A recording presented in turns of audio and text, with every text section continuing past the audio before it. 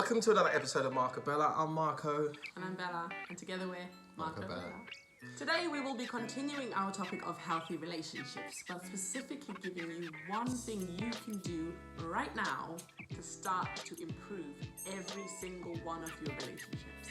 If you start doing this today, we promise, absolutely promise you that things will start to change around you. I guess most people are asking, have things changed around you? Yes, they have. Absolutely. Have we done this? We do this every single day. This is our top tip for developing healthy relationships. Ooh.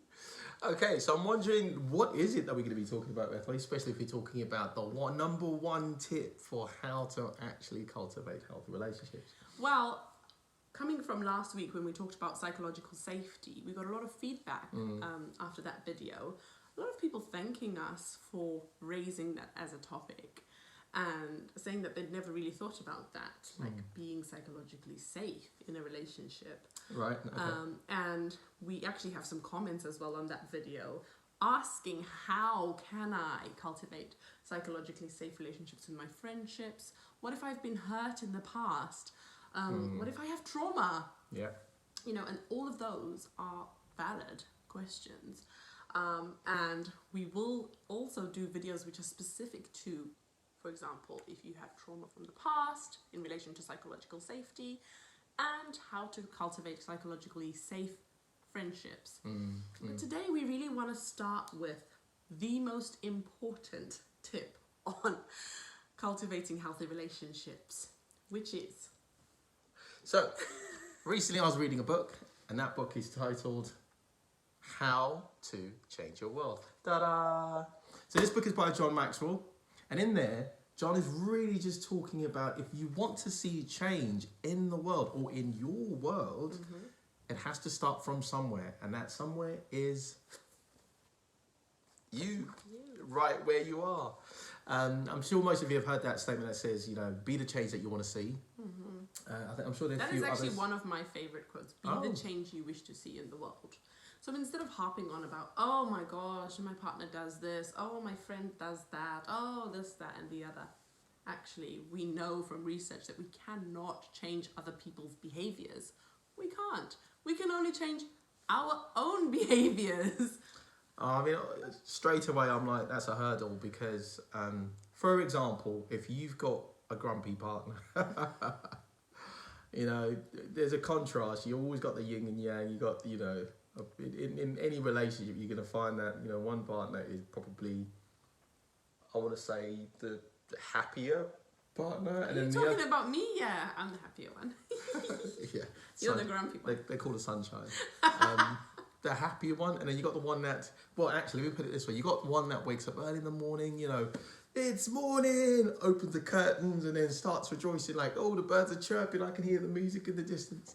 And then you got the other one going, close the blinds.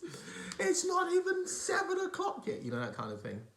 And so how do you, because this is what we're talking about in terms of, you know, changing other people, right?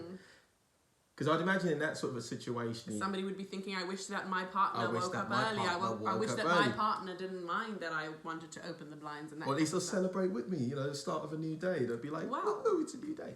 In looking at our video today, when we're saying focus on yourself, firstly, you would need to start thinking about, why am I having such a response? So if my spouse, the person I chose to be with, right, doesn't like to wake up early in the morning... You chose that person, can I say? Did you have that conversation in your early parts of your relationship? Hey, what time do you like to wake up? That's actually a book. Yeah, things I wish I knew before I got married. Yeah. That's a book. So, Gary Chapman. Yeah, if you're single, take tips. Don't be surprised in your marriage when your wife doesn't want to wake up or your husband doesn't want to wake up, but they've been doing that all throughout your courtship. You just didn't live with them, so you didn't know, right?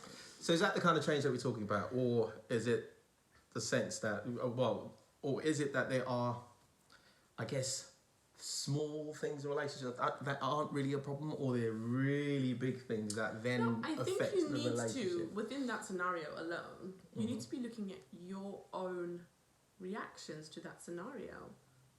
Okay. Is there an issue with your partner wanting to sleep in? Not really, I wouldn't say. If you want to wake up, get up, go downstairs, do your celebrations, do your mantras, do whatever you want to do. If you want to do morning yoga to the sunlight, whatever. Like, don't make it a thing in your relationship because your partner has a different preference to you. Right. So that's what we're talking about today. We're talking about looking at yourself. Is there something in this situation that I can do? Because you can't change the other person. You can't change your partner into somebody who wants to wake up early in the morning. Yeah. Do you understand? Absolutely. So it's about how do I react to that in a positive way? Well, actually, my partner wanting to lie in doesn't stop me from waking up. It doesn't. I just wake up. So I was just thinking systemically, in systemic therapy, this would be called reflexivity, where you've done some internal reflection and you looked at everything that might be affecting you and, you know, the cause for it, the triggers, and then you think, actually, this is how I'm going to position myself in light of what I've learned about this situation.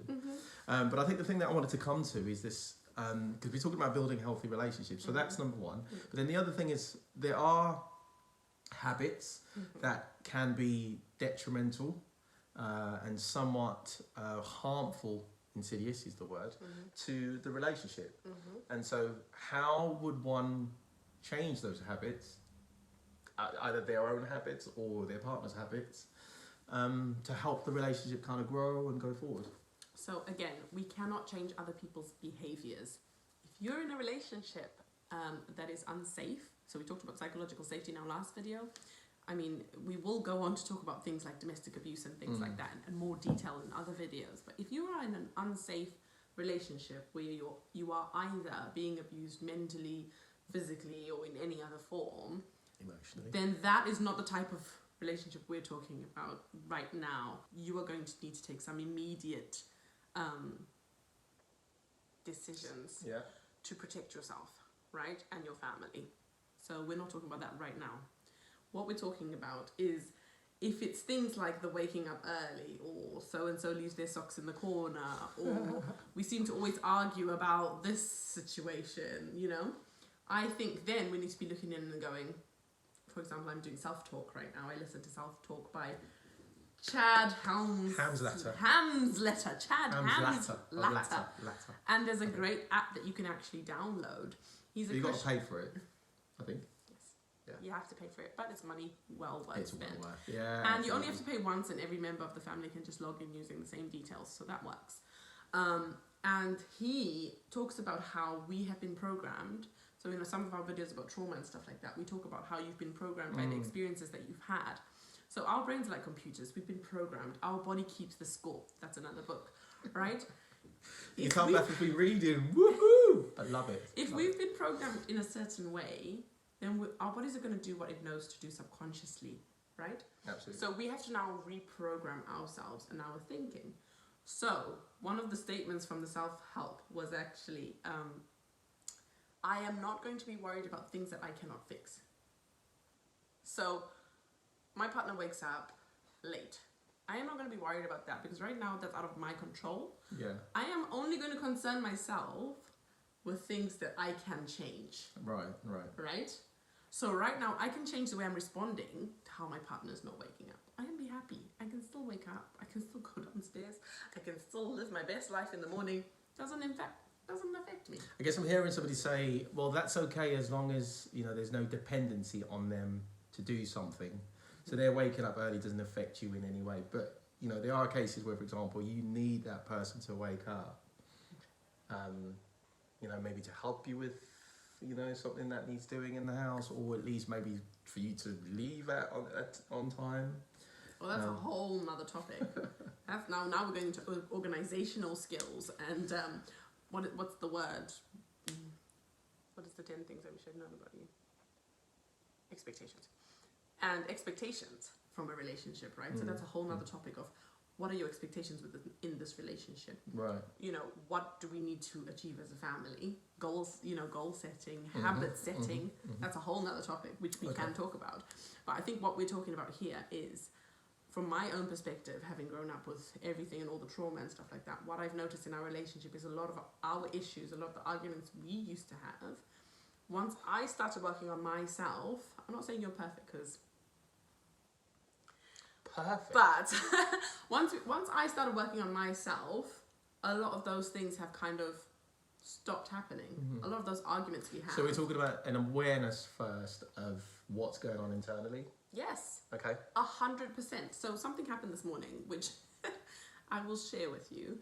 And I'm only able to do this now because I got to a place where I realized that I have responses which are linked to previous trauma. And if I don't have this open mind, and if I don't have this awareness of how I'm responding in situations, I might start an argument with Mark because of my own reactions rather than the fact that he's actually done something wrong. So I was making breakfast this morning and Mark just randomly gets up from where he is and walks right behind me. Now, you're like, so you live in the same house and what difference does that make? Well, it was quite an enclosed space. I'm claustrophobic for reasons that link to my childhood again. And so it's bizarre because I walk behind her to go to the sink or something. you're going to I'll put something in the sink, yeah. or something in the rubbish. And I just walked past her, but she became a little bit. I just automatically sensed myself getting tense. I was like, why am I getting tense? Like, this is happening within a split second in my mind. And we've been married for nearly 13 years. Nearly 13 years. And I'm thinking, I was like, why am I getting tense? What is this about this moment that's making me feel uncomfortable? Okay, I didn't see the reason why he was getting up and walking behind me. So I thought he was coming towards me. I was like, is he trying to make a move on me right now? And I was like, okay, let's evaluate that. So even if he's trying to make a move on you, he's your husband, so would that be a real problem? Why is that a problem? Right? And then oh my gosh, that just stemmed into a whole conversation, wasn't it? Because I then said, oh, I've had this weird feeling when you got up and walked towards me, and I was kind of like tense. And I wasn't even walking towards her. I just walked past her in a completely different direction. So all day he's been saying, I'm coming in your direction. Just gonna walk past you. And I was like, what is that about? You know, what is that about? And I was like, you know what, Mark, I think coming from, I really had to think about it. Like coming from an abusive background, having had relationships which were abusive, when somebody was moving, if you've been in an abusive relationship, you'll understand that you are very alert to every movement that the other person makes. And so I just think there was something about the movement because I couldn't really see you. The way they were facing it. Yeah, I wasn't really, I saw you moving from my peripheral vision, but I didn't really know what you were doing. So now I'm like on edge, like, oh, what's going on? Just because I'm linking, my body is linking it to times when I felt out of control and I'm like, oh, this person is moving. But not that you were going to harm me at all. And this is what we're talking about, guys. We're talking about being able to have an internal dialogue with yourself and ask yourself, what is this response? What is this reaction? What is this behavior about? Yeah. Right? And just very quickly, that dialogue took me 15 seconds to have with myself. Like, okay, that's irrational thinking. This is not the same situation. This is Mark. He loves you. He has never hurt you. He never will hurt you. By God's grace. So why are you having that reaction? It's an irrational thought. Stop having that reaction. Stop it. And I can reprogram my thinking like that. Because the Bible does say, be transformed by the renewing of your mind. So you can renew your mind. Thoughts. You can reprogram your thinking. And so this is what we're saying today. Our number one top tip for having healthy relationships is starting with yourself, in any situation. So an awareness of your triggers or what's going on for you in that particular moment, and then being able to reprogram that by using some of the techniques, for example, like you mentioned. Like self-talk, which we'll put a link in the bio for if you're interested. I think it's a great piece that you mentioned. The book is actually titled What to Say When You Talk to Yourself. And it's on this premise of, there's an internal voice that's constantly saying something to you. So, for example, in that moment, that voice said to Bethel, you're unsafe. You're unsafe. And, what's Mark doing? We don't know where he's going. And, then you need to make sure you're safe. But reprogramming that is actually, Mark safe. Loves me. I am safe. Mark will never hurt me. Exactly. Mark will never hurt me. This is an irrational thought. And instantly it's like, okay, because before I would clam up and then maybe I might snap at you. So what are you doing? Oh, can't you see I'm doing this? That was before I was being self-reflective. And then we'd have a whole little weird moment there. Well, nothing. if this was a war, it would have been, you know, civilians. Yeah. I would literally have a Glock in my pocket, mate. That's the type of person. Collateral damage. Exactly. But yeah, this topic was also inspired by a conversation that I had with a young person who actually I used to teach in Sunday school, and they were like, yay high. And now they're all grown, and they were like, oh, your channel really, really helps. You have no idea. Like, you're going into stuff that I have no clue about and no one to really talk to about this. Could you please do some more topics on self-development, especially for young people? And I would say, if you are single in this moment, you are in the best position if you are watching this video, because you have nobody around you. Nobody around. To derail your progress. Because honestly, like Mark was saying, if you're with a partner that has bad habits or maybe also comes from a traumatic past, that makes it 10 times harder. Yeah, because you're both carrying baggage. You're both carrying baggage. We have a video on baggage. If you're both carrying baggage and then you're both trying to, or maybe one of you is trying to solve or fix or work on themselves, and the other person is just happy to just be like wherever they're at. Yeah. Then it makes it 10 times harder. And I feel like you have always had this self-development thing. You've always been reading. You've always been wanting to improve. You've always been reflecting. And I've had some up and down periods where in the beginning I was like, yeah. Then I had the babies and it was like, and then now I'm like, yeah. You know, but we're doing really, really well right now. Yeah. And I think in those moments when I'm like, ooh, leave me alone. This is too much. I can't help it. I had seen the impact that it had on Mark, where he was like, gosh, I know that this could be better. I know that this could be improved.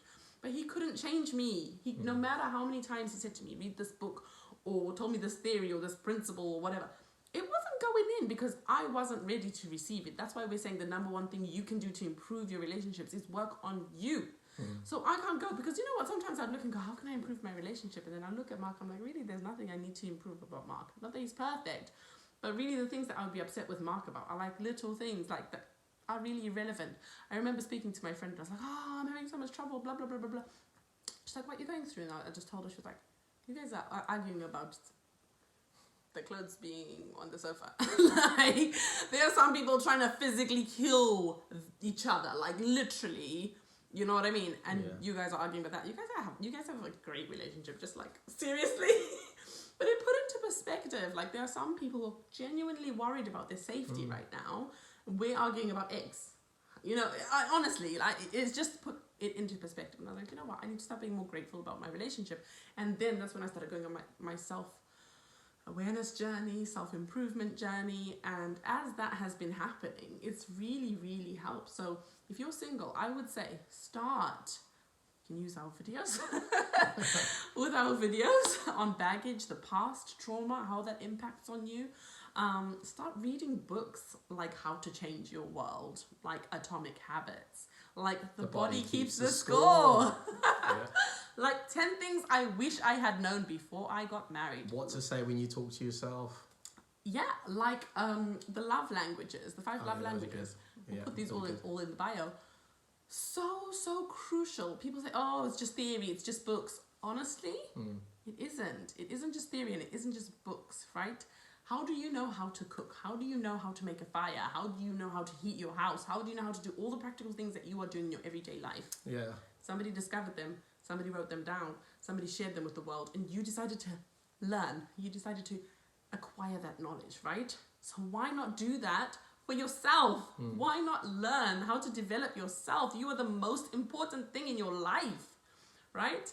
And then obviously as a Christian, you know, when you talk about self-development, it's also about spirituality. So I think one of the things that really builds a relationship and actually cultivates that culture of change within any relationship is what Beth was talking about, this idea of continuous improvement. So being at your best means you can then be in a better position or be best placed to serve others within the relationships that you're working within or the system that you're working in, thinking systemically. So I think beyond that, there's always this, if you're constantly changing and constantly evolving so that you're better, that means you're actually in most cases, should be in a better position to help other people because you're providing them with current resources that would help them in any kind of way to get better. So thinking about spirituality, one of the things that really gives us balance is God being at the center of our relationship. And so with any relationship, unless there is the Spirit of God, which really, if you remember, there's that scripture that says, where the Spirit of God is, there is liberty.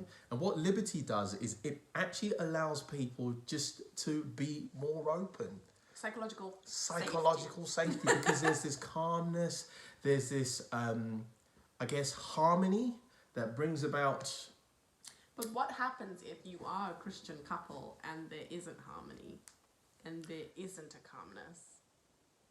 This is where we're going back to starting with you. Yeah, so, Beth was talking earlier about, Mark's always been on this continuous journey. And for me, the core of it is actually God. So every morning I've got my routine. I don't see it as a routine, but it's something that I like to do because I actually believe that it helps keep the balance for me in terms of my true north and who I'd want to be, my aspiration to be a better person. And so I always like to settle down and actually go through scripture, because every time I look in the mirror of the word, I see my true self. And that's the person I want to be. And that person is the characteristic or the character of Jesus Christ, because there was just so much love, so much compassion, so much long suffering, and so much of this idea of wherever people are, that's not who they are. They're just on a journey to get to somewhere. And also the ability to actually just accept people for who they are in that particular moment. But I think also, in addition to that, I think as a Christian, right, if you are having relationship difficulties, or even if you're single, right, and you're feeling like actually there's things about me that I don't quite like, maybe certain habits and things like that, then you need to be looking into the mirror of the word, like what Mark is saying, and say, what does the Bible say about this situation? You can actually type it into the internet and say, what does the Bible say about this situation? AI, like ChatGPT, which is like my best friend at the moment, type that into ChatGPT. What does the Bible say about this situation? And it will give you scriptures to help you. What does the Bible say about anger? What does the Bible say about forgiveness? It says forgive, how many? 70 times 7 in one day. That's like 470 or something odd. You know what you just said, that just got me thinking about this idea of looking in the mirror, right? Whenever you look into the mirror and you see yourself, your mind goes through the same process of how when you look at someone, you kind of judge the integrity, all of the different characteristics. So you look in the mirror and you say, am I being true to who I really am? When I speak, do I speak in truth or with truth? And when I engage with other people, how much of myself am I sharing? So when you look into your eyes, you can tell how consistent you are with yourself. And that's true. Like what you're saying is about having an internal dialogue, right? But having an honest and open internal dialogue with yourself. Yeah. People please. Who are you trying to fool? Like, if you know that you have stuff going on inside, like, don't pretend to be something that you're not. We always say we prefer it when people just own it. Like, if you know that you've got something going on, look in the mirror and go, that's the ugly part of me. Like, we do this all the time, and we even do this on camera, because we've realized by doing that, it helps us to mend it. It helps us to improve. When we go, I don't like the way I reacted to that. That wasn't nice. It can be embarrassing. It can feel uncomfortable to own this. To go, that wasn't nice the way I responded to you, Mark. Like when I told you today this morning and you were like, that's got nothing to do with me. I said, that was a bit insensitive, And then we were able to go through that, process that. What are we thinking about that? Reframe that, So start by looking at yourself. I guess people are wondering, how do you look exactly. If you don't have the knowledge of how to look within, that is why we are always giving you tips. We are always giving you resources that you can use. You know what that young person said? She said, one thing I realized is that you and your husband read. Yeah. We're not just gabba, gabba, gabba. Yes. Study to show thyself approved. That is a scripture. You have to read. You have to find knowledge. You have to seek. For example, here's a tip how you can look into yourself. So I journal every day. And the reason for my journaling is to not just sit down and have a moment where I'm just writing things and I get this kind of recreational free my mind type experience. No, it's actually to look at what's happened in the day. How did I respond to the things that happened in the day? Because there are lots of challenges. all sorts of interactions. I responded a certain way and I put it down, you know. I responded to this question like this. I don't think that was a true reflection of who I am. I would like to improve when asked this question again by saying this in a different way. Exactly. You know, I think you have got to use tools, right? You have got to use tools because sometimes you may not know, but sometimes a tool like journaling, it might help things come out. Sometimes reading a book might help you because Absolutely. whenever we read books, especially the personal development books, you know, they'll have questions there. You know, when you're reading the book, it'll say, have you ever struggled in responding to this kind of scenario? And you're like, oh yeah, actually, yes. Okay, if this is you, take 5 minutes to think about why. Take 5 minutes to think about what could be linked to that. And it gives you a tool to then reflect, right? And so that's why if you feel like you've hit a wall and you're not going anywhere in your personal development, maybe you're not actually opening up yourself to growth. I mean, that's a really good point. I was just thinking about what you said about, you know, open up. I don't know about you, but there's this idea of, you know, if you cultivate healthy relationships around you, they will also challenge you to be a better person. 100%. You know, so for example, you know, whenever you join a company and you look at the people who are right at the top, if ever you want to get to the top, they say, look at, you know, their own journey, what they did to get there. And follow suit. Follow suit. So, I mean, thinking about cultivating healthy relationships, you've got a situation like Bethel was saying about how, you know, the book will challenge you to say, have you ever encountered this?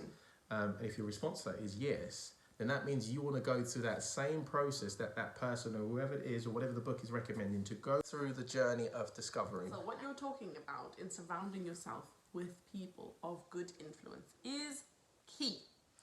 If you want to stop smoking, but you are hanging around with a bunch of smokers, my friend, you might as well buy yourself a pack of cigarettes and just start smoking with them because you are literally surrounding yourselves with the wrong influence. If you want to be a Christian, but you're surrounding yourselves with atheists, what result do you think you're going to get? You just need to be very practical about your life, right? And we're not saying there's anything wrong with atheists. That's your choice. That's your way of life.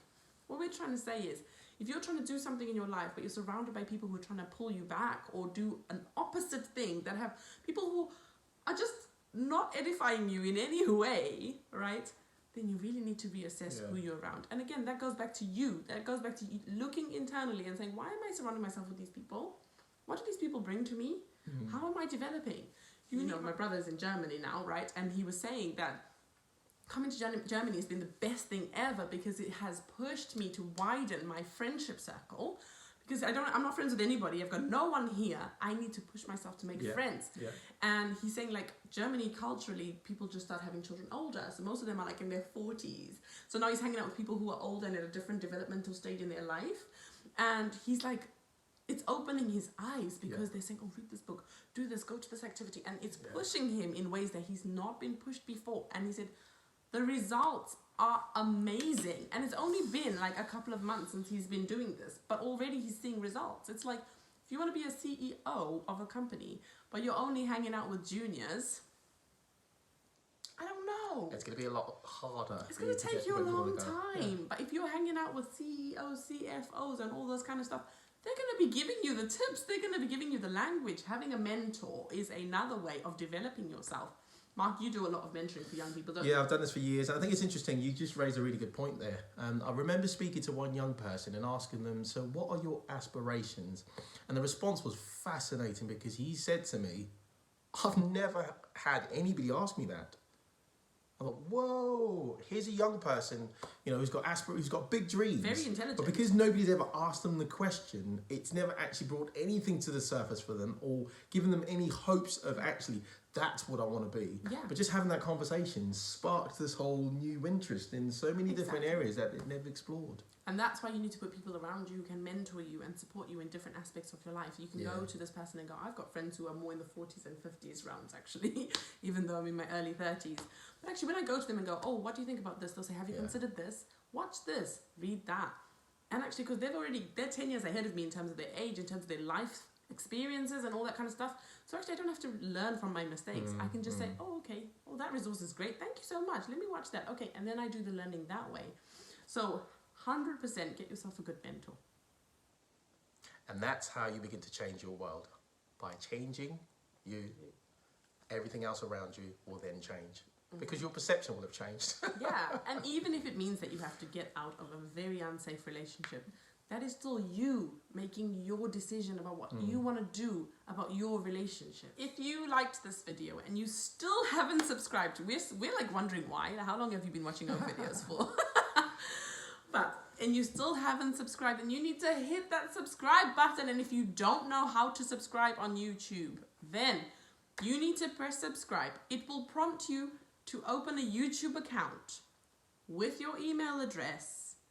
Then once you've opened your account, you will be logged into YouTube.